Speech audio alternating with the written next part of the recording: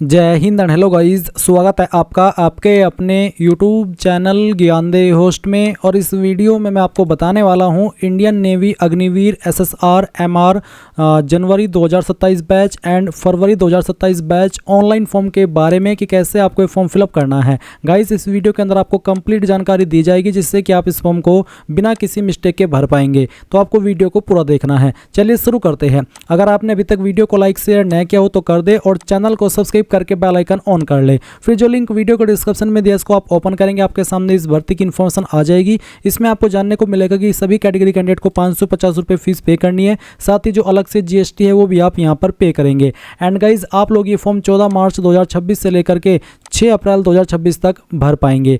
And इसमें यहाँ पर जानने को मिलेगा कि जो आपकी एज है वो आपकी, अगर आप अग्निवीर जनवरी 2027 बैच पर अप्लाई करते हैं तो आपका डेट ऑफ बर्थ 1 दिसंबर 2004 से लेकर के 31 मई 2009 के बीच में होना चाहिए। और अगर आप फरवरी 2027 बैच पर अप्लाई करते हैं तो गाइज आपका डेट ऑफ बर्थ 1 मई 2005 से लेकर के 31 अक्टूबर 2009 के बीच में होना चाहिए। और अगर आप एसएसआर मेडिकल की पोस्ट पर अप्लाई करेंगे तो आपका डीओबी 1 मई 2005 से लेकर के 31 अक्टूबर 2009 के बीच में ही रहना चाहिए। अब आप यहाँ पर जानेंगे कि किस तरह से इसमें सैलरी मिलती है।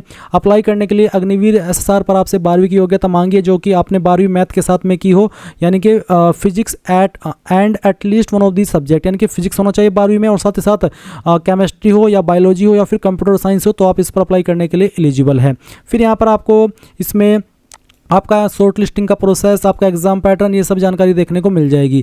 अब ये सभी जानकारी चेक करने के बाद आप एक बार ऑफिशियल नोटिफिकेशन भी देख लीजिए। अगर आपको एसएसआर का नोटिफिकेशन देखना है तो official notification PDF for SSR and MR का देखना है तो आप एमआर के ऊपर क्लिक करेंगे। इस तरह से आपके सामने आपका नोटिफिकेशन आ जाएगा, जहाँ पर आपको क्वालिफिकेशन की जानकारी दी गई है, फिर आपकी एज लिमिट की जानकारी दी गई है, इस तरफ आपकी इंपॉर्टेंट डेट्स दी गई है, यहाँ पर आपको सैलरी स्ट्रक्चर बताया। फिर आपका जो अभी आप वीडियो में देख सकते हैं ये आपका एमआर का नोटिफिकेशन है। इसमें अप्लाई करने के लिए आपसे 10वीं पास की योग्यता मांगी जाती है। एज क्राइटेरिया यहाँ पर आपको बताया, डेट्स आपकी इंपॉर्टेंट यहाँ पर दी गई है। अब जब आप ये सभी इन्फॉर्मेशन डबल चेक कर ले और अगर आप इसमें अप्लाई करने के लिए एलिजिबल है, चाहे एसआर की पोस्ट पर चाहे एमआर की पोस्ट पर, तो आप कैसे फॉर्म भरेंगे वो जान लीजिए। आप इंपॉर्टेंट लिंक के सेक्शन में आएंगे और अप्लाई ऑनलाइन लिंक ओपन करेंगे, देन आपके सामने कुछ ऐसा इंटरफेस आ जाएगा। यहाँ पर आ जाने के बाद में आपको चाहे एसआर की पोस्ट पर अप्लाई करना है या फिर एमआर की पोस्ट पर, आप यहाँ पर रजिस्टर इसके ऊपर क्लिक करेंगे। चाहे आपको अग्निवीर एसएसआर पर अप्लाई करना है चाहे फिर एमआर पर, दोनों पर आप एक ही बार में अप्लाई कर सकते हैं। तो आपके सामने इस तरह का इंटरफेस आएगा। सबसे पहले आप यहाँ पर आपकी ईमेल आईडी डालेंगे जो कि आप रजिस्टर करना चाहते हैं, उसके बाद में मोबाइल नंबर, फिर आपका नाम जो कि आपका 10th के सर्टिफिकेट के अंदर है, एज इट इज आपको 10th के सर्टिफिकेट वाला नाम यहाँ पर लिखना है और नेशनलिटी के अंदर आप इंडियन सेलेक्ट कर लेंगे। फिर आप ये कैप्चा कोड डालेंगे और रजिस्टर के ऊपर क्लिक करेंगे। अब गाइज आप यहाँ पर देखेंगे you have successfully signed up, we have sent a confirmation link to your registered email, यानी कि बेसिकली आपका रजिस्ट्रेशन हो चुका है और आपको एक कंफर्मेशन ईमेल सेंड की गई है। आपको आपकी ईमेल चेक करनी है और उसमें जो ईमेल आई है वो आपको ओपन करनी है। ओपन करने के बाद में आपको इसमें एक लिंक देखने को मिलेगा, आप इसके ऊपर क्लिक कीजिएगा। ये लिंक ओपन करने के बाद में आप देखेंगे your email has been successfully verified और आपको यहाँ पर ये जो कैप्चा कोड है वो डालना है और जनरेट ओटीपी इसके ऊपर क्लिक करना है। अब इसके बाद क्या होगा, आपके नंबर के ऊपर एक ओटीपी सेंड किया जाएगा, आपका यहाँ पर नंबर वेरिफिकेशन होगा। इसके अलावा गाइज आप यहाँ पर एक पासवर्ड बनाएंगे। तो मुझे ओटीपी मिल चुका है, तो आपका जो भी ओटीपी आपको मिला है वो यहाँ पर डाल दीजिए। तो चलिए हम यहाँ पर इस ओटीपी को फिल कर देते हैं और उसके बाद में गाइज आपको एक पासवर्ड बनाना है। पासवर्ड आपका कैसा, उसका एग्जाम्पल आप देख लीजिए। पासवर्ड के अंदर इंग्लिश का कैपिटल लेटर, स्मॉल लेटर, कोई एक स्पेशल कैरेक्टर और साथ ही डिजिट, इस तरह का कुछ पासवर्ड आप बना लेंगे। उसको दोबारा डाल करके वेरीफाई करेंगे, ये सिक्योरिटी कोड यहाँ पर डालेंगे और सबमिट कर देंगे। अब आपका यहाँ पर नंबर और ईमेल दोनों वेरीफाई हो चुके हैं और आपका पासवर्ड भी क्रिएट हो चुका है। तो आपके सामने इस तरह का लॉगिन का पेज आ जाएगा। अब आप अपनी ईमेल आईडी यहाँ पर डालेंगे जो कि अभी आपने रजिस्टर की है और फिर वो पासवर्ड जो आपने अभी बनाया है, उसके बाद एक कैप्चा कोड डालेंगे और लॉगिन के ऊपर क्लिक करेंगे। लॉगिन पर क्लिक करने के बाद में यहाँ पर आपके सामने पर्सनल डिटेल का एक सेक्शन आएगा जहाँ पर बोला है आधार लिंक्ड मोबाइल नंबर। आपको नंबर डालना है जो कि आपका आधार कार्ड के साथ में लिंक है और उसके बाद में आप यहाँ पर सबमिट इसके ऊपर क्लिक करेंगे। इसके बाद में आपके सामने यहाँ पर ये वाला इंटरफेस आएगा, sign in to your account. तो बेसिकली यहाँ पर आपको डिजिलॉकर अकाउंट के ऊपर साइन इन करना है, पर अगर आपका अकाउंट नहीं बना हुआ है तो आप यहाँ पर साइन अप इसके ऊपर क्लिक करेंगे और अपना डिजिलॉकर अकाउंट क्रिएट कर लेंगे। इसके लिए आपको आपका आधार नंबर डालना है और नेक्स्ट के ऊपर क्लिक करना है। और मैं आपको बता दूं कि इस वीडियो के अंदर मैं आपको डिजिलॉकर के ऊपर अकाउंट कैसे बनाना है उसके बारे में नहीं बता रहा हूँ। आप गूगल के अंदर जाइए या फिर यूट्यूब के अंदर सर्च कर लीजिए how to make DigiLocker account या फिर डिजिलॉकर अकाउंट कैसे बनाएं ये भी आप सर्च कर सकते हैं, आपको बहुत सारी वीडियो मिल जाएगी। कोई भी एक वीडियो वॉच करके आप अपना डिजिलॉकर अकाउंट क्रिएट कर लीजिएगा। और जैसे आप क्रिएट कर ले या फिर अगर आपका पहले से बना हुआ है तो आपके सामने साइन इन के ऑप्शन आएंगे। आप यहाँ पर 3 माध्यम से साइन इन हो सकते हैं। एक तो है मोबाइल के थ्रू, दूसरा यूजर नेम के थ्रू जिसमें कि आप यूजर नेम डालेंगे, अपना 6 डिजिट का सिक्योरिटी पिन जो कि आप अकाउंट क्रिएट करते समय बनाते हैं, या फिर आधार के थ्रू भी आप इसमें लॉगिन हो सकते हैं। तो कोई भी एक माध्यम आप सिलेक्ट कीजिए और साइन इन के ऊपर क्लिक कीजिए। इसके बाद में गाइज आपके रजिस्टर्ड नंबर पर एक ओटीपी जाएगा, वो ओटीपी आप यहाँ पर डालिए और सबमिट कर दीजिए। अब सबमिट करने के बाद में यहाँ पर आप लॉगिन हो जाएंगे और आपके सामने यहाँ पर डिजिलॉकर के अंदर जो भी आपने डॉक्यूमेंट फैच करके रखे हैं वो आपको देखने को मिलेंगे। तो आपको जिसकी परमिशन देनी है वो आप दे दीजिए। जैसे कि यहाँ पर मैंने आधार कार्ड भी इसमें डाला हुआ है, डोमिसाइल डाला हुआ है, ITI सर्टिफिकेट, इसके अलावा डिप्लोमा। तो जो भी आप डॉक्यूमेंट को इसमें परमिशन देना चाहे वो दे दीजिए और उसके बाद में आप यहाँ पर अलाउ इसके ऊपर क्लिक करेंगे। अब गाइज आप यहाँ पर देखेंगे डोमिसाइल स्टेट, तो आपको आपकी डोमिसाइल स्टेट यहाँ पर सेलेक्ट कर लेनी है जिस भी स्टेट के आप निवासी हैं। फिर आपका नंबर और ईमेल यहाँ पर दी गई है। इसके बाद में आप नीचे की तरफ आएंगे और आप देखेंगे आधार नंबर, और तो बेसिकली यहाँ पर आपको आधार नंबर अपना देना है। फिर अगर आपका कोई अन्य नंबर है तो आप उस नंबर को यहाँ पर डाल दीजिएगा। उसके बाद में जो आपकी डेट ऑफ बर्थ है वो आपको सेलेक्ट कर लेनी है, पहले ईयर, फिर यहाँ से आपका मंथ और उसके बाद में डे, तो आपकी डेट ऑफ बर्थ आ जाएगी। फिर नीचे की तरफ आप आएंगे, अगर आपकी कैटेगरी इनमें से कोई है जैसे कि स्पॉन्सर्ड कैंडिडेट या फिर NCC कैंडिडेट या फिर स्पॉन्सर्ड कैंडिडेट बी, तो आप उसको टिक कर दे, नहीं तो आप इनको अनटिक रहने दे। फिर आप यहाँ पर जो आपका फर्स्ट नेम है वो आप एंटर करेंगे। ये नाम भी आपका 10th के सर्टिफिकेट के अकॉर्डिंग ही होना चाहिए। फिर आप यहाँ पर आपका जो मिडिल नेम है वो डालेंगे। बेसिकली जो आप यहाँ पर नाम दे रहे हैं उसमें आपको पहले फर्स्ट नेम डालना है, फिर मिडिल नेम और उसके बाद में लास्ट नेम। अगर आपका सिर्फ फर्स्ट नेम है तो फर्स्ट नेम डाल करके बाकी चीज़ खाली छोड़ दीजिए, और अगर आपके तीनों है तो तीनों डाल दीजिए। अगर कोई 2 ही है जैसे कि फर्स्ट नेम और लास्ट नेम तो आप इस तरह से भर दीजिएगा। फिर आप यहाँ पर पेरेंट नेम यानी कि जो आपके अभिभावक है यानी कि जो आपके माता पिता है उनका नाम आप यहाँ पर देंगे। तो पहले में आप पेरेंट नेम में चाहे तो माता का नाम दे सकते हैं या फिर पिता का नाम दे सकते हैं। उसके बाद में यहाँ पर जो गार्जियन है उनका नाम आपको देना है। अब ये गार्जियन आपके कोई भी हो सकते हैं, माता पिता भाई बहन, तो आप यहाँ पर देना चाहे गार्जियन नेम दे दीजिए, नहीं तो आप चाहे तो इसको खाली छोड़ दीजिए। फिर जो आपका जेंडर है मेल फीमेल वो आप सिलेक्ट कर लेंगे। इसके बाद आइडेंटिफिकेशन मार्क फर्स्ट, आपकी बॉडी के ऊपर वो निशान जिससे आपकी बॉडी की पहचान होती है, ये निशान आपकी बॉडी के ऊपर कहीं पर भी हो सकता है, वो निशान आप लिखेंगे। फिर आइडेंटिफिकेशन मार्क 2, आपकी बॉडी के ऊपर दूसरा निशान, तो अगर आपकी बॉडी के ऊपर कोई एक ही मार्क है तो आप यहाँ पर दूसरे में नो मार्क लिख दीजिएगा। मैरिटल स्टेटस बताएंगे मैरिड या अनमैरिड, जो भी है वो आप सिलेक्ट कर लीजिएगा। इसके बाद में आप देखेंगे अपलोड फोटोग्राफ, तो आपको यहाँ पर फोटो अपलोड करना है। फोटो का साइज आपका 100 KB से कम रहना चाहिए, और फोटो आपका किस तरह का आपको अपलोड करना है वो भी आप यहाँ पर जान लीजिए। आपको जो स्लेट है वो हाथ में पकड़नी है और उसके ऊपर आपको नेम लिखना है और फिर आपको डेट लिखनी है, और साथ ही साथ ये चीज़ आप जो लिखेंगे वो ध्यान में रखना है कि आपको कैपिटल लेटर में लिखनी है। नेम कैपिटल लेटर, डेट किस डेट में आपने फोटो को लिया है वो चीज़, ये आपको इस तरह से यहाँ पर फोटो लगाना होगा। उसके बाद में आप यहाँ पर जो आपका सिग्नेचर वो अपलोड करेंगे, इसका साइज भी आपका 50 KB से कम रखा है, तो फाइल सेलेक्ट कीजिए और ओपन कर दीजिए। फिर डोमिसाइल प्रूफ आप यहाँ पर अपलोड करेंगे, तो जो भी आपका डोमिसाइल सर्टिफिकेट है वो आपको यहाँ पर सेलेक्ट कर लेना है। तो चलिए हम इसको सिलेक्ट करते हैं और फिर यहाँ से आप इसको ओपन कर देंगे तो आपका डोमिसाइल इस तरह से आ जाएगा। इसके बाद आप सेव एंड प्रोसीड के ऊपर क्लिक करेंगे। अब आपके सामने यहाँ पर एडिशनल इन्फॉर्मेशन आ चुके हैं, तो आपको कुछ जानकारी और यहाँ पर देनी होगी। जैसे कि सबसे पहले हाईएस्ट क्वालिफिकेशन, तो जो भी आपकी हाईएस्ट क्वालिफिकेशन है वो आपको सेलेक्ट कर लेनी है। यहाँ पर SSR और MR की पोस्ट पर अप्लाई करने के लिए मैक्सिमम 12वीं मांगी है, SSR पर 12वीं और MR पर 10वीं। तो जो भी है आपके पास हाईएस्ट क्वालिफिकेशन वो सिलेक्ट कर लीजिए। फिर 10th क्वालिफिकेशन स्टेटस, 10th आपने कंप्लीट कर ली तो कंप्लीट, और अगर आप उसको कर रहे हैं तो आप करंटली परस्यूइंग के ऊपर क्लिक करेंगे। तो मेरी कंप्लीट है, मैं कंप्लीट सेलेक्ट कर लेता हूं।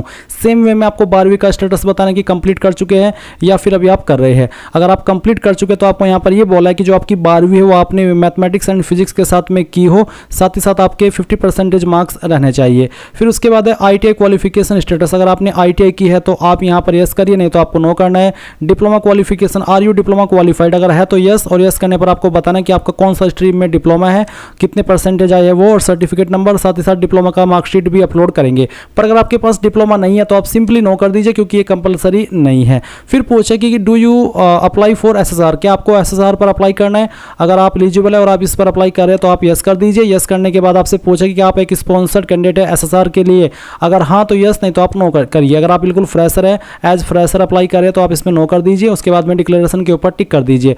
अब अगर आपको MR पर भी अप्लाई करना है तो आप यहाँ पर यस करेंगे।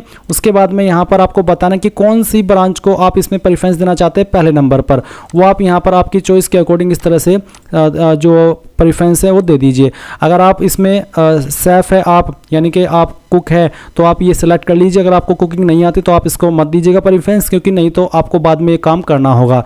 इसके बाद गाइज पूछा यार क्या आप एक स्पॉन्सर कैंडिडेट है एमआर के लिए, अगर हाँ तो यस, नहीं तो आप नो करेंगे। उसके बाद में क्या आपके पास एनसीसी सर्टिफिकेट है, अगर है तो यस, नहीं तो आप नो कर देंगे। क्या आपको स्विमिंग आती है, अगर हाँ तो यस, नहीं तो आप नो करेंगे। और इसके बाद आप सेव एंड प्रोसीड के ऊपर क्लिक करेंगे। अब आपको यहाँ पर फोटो अपलोड करना है, तो आप यहाँ पर लाइव फोटो अपलोड करेंगे। पहले में हम कैमरा ऑन कर लेते हैं। आपको किन चीज़ों का ध्यान रखना है फोटो अपलोड करते समय या फिर फोटो लेते समय, वो आपको यहाँ पर इंस्ट्रक्शंस दिए गए हैं।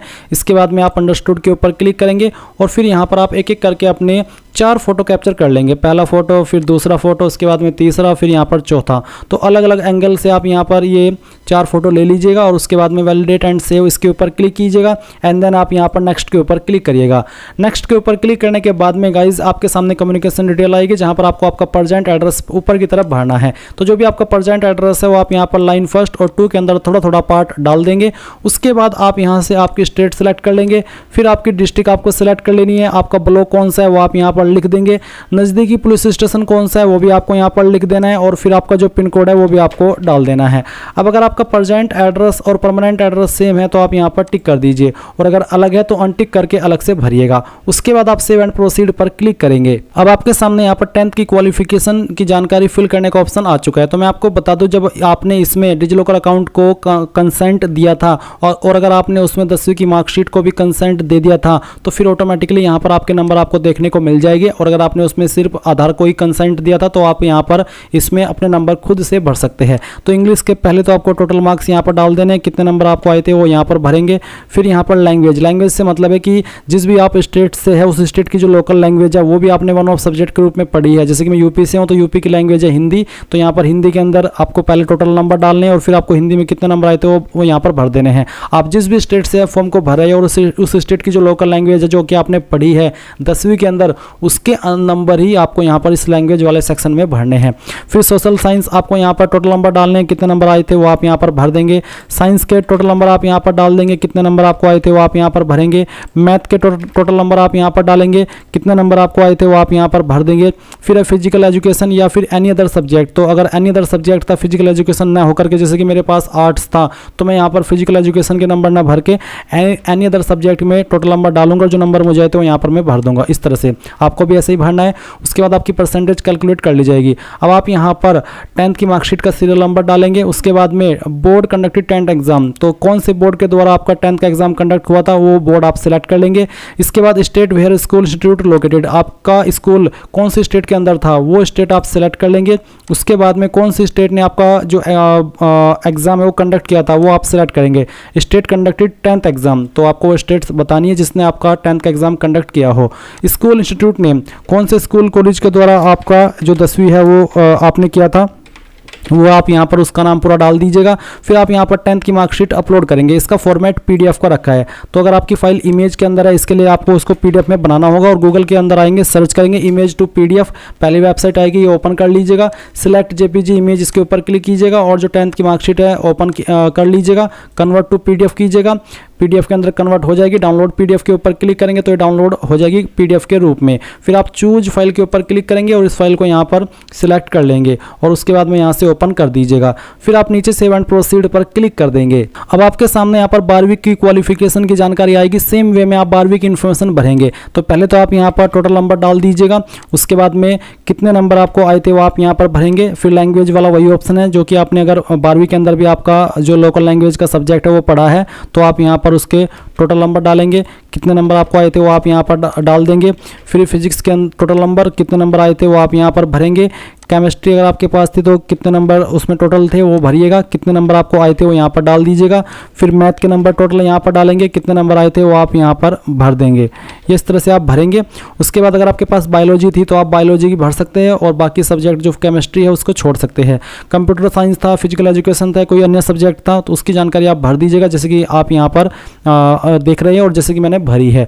उसके बाद नीचे की तरफ सेम वे में आप जानकारी भरेंगे जैसे कि आपने 10वीं की भरी। तो सीरियल नंबर आपको देना है 12th की मार्कशीट का। फिर आपका जो स्कूल इंस्टीट्यूट है वो कौन सी स्टेट के अंदर लोकेटेड था, स्थित था, वो आप सिलेक्ट करेंगे। फिर कौन सी स्टेट के द्वारा आपने आपका जो 12th का एग्ज़ाम है वो कंडक्ट किया है वो स्टेट आपको सिलेक्ट करनी है। इसके बाद में कौन से स्कूल के द्वारा आपने की है उसी स्कूल का नाम देंगे। फिर कौन से बोर्ड के द्वारा की है आपने आपकी 12वीं, वो बोर्ड आप सिलेक्ट कर लेंगे। फिर उसके बाद 12वीं की मार्कशीट आपको यहाँ पर सिलेक्ट कर लेनी है। मैं डेमो के लिए फॉर्म को भरा हूँ तो मैंने एक रैंडम फाइल सिलेक्ट की। अब आप save 12th mark details and proceed इसके ऊपर क्लिक करेंगे। अब गाइज आप यहाँ पर एग्जामिनेशन सेंटर प्रेफरेंस देंगे तो आप पहली चॉइस स्टेट की देंगे कि किस स्टेट में आप अपना एग्जाम सेंटर चाहते हैं, और उसके बाद में उस सिटी को देंगे जिसके अंदर आप एग्जाम सेंटर चाहते हैं। उसके बाद सेकंड स्टेट की चॉइस आप यहाँ पर देंगे, फिर उसकी सिटी की प्रेफरेंस देंगे। उसके बाद में थर्ड प्रेफरेंस आपको देनी है स्टेट की और फिर उसकी सिटी की। उसके बाद आप सेव एंड प्रोसीड करके यहाँ से ओके कर देंगे।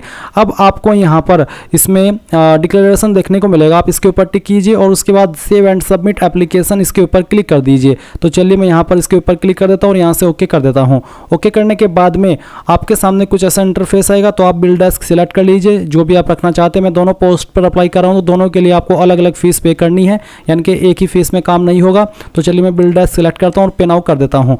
अब आपको यहाँ पर पेमेंट के पेज पर ट्रांसफर किया जाएगा। आप आपकी application fees credit card, debit card, net banking या फिर यूपीआई या फिर क्यूआर कोड, यानी कि इनमें से किसी भी माध्यम का इस्तेमाल करके जमा कर सकते हैं। जैसे आप यहाँ पर फीस जमा कर देंगे तो आप अपने फॉर्म का फाइनल प्रिंट आउट ले पाएंगे